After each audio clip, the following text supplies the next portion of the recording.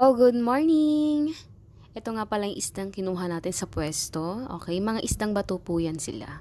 Meron din po akong kinuhang bangus at kangkong pangsigang.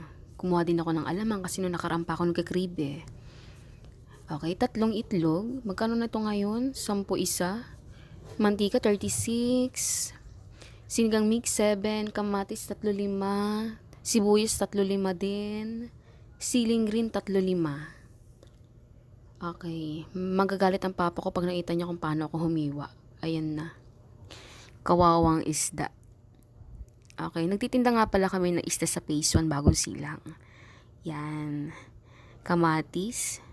Okay. Muntik nang pumurol yung aming kutsilyo.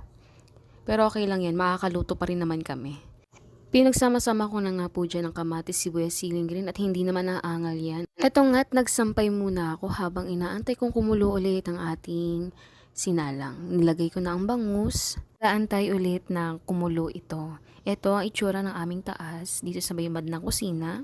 Okay, kumulo na ulit siya at lalagay na natin ngayon ang kangkong at sinigang mix. Ito, kailangan ko nang ihabol ang ating torta para makapagluto na. 2 kawali na po ang ginamit ko para mabilis po tayo matapos at pauwi na po sila mama at papa. And charan! Iyan na po ang ating finished product. Kain po tayo!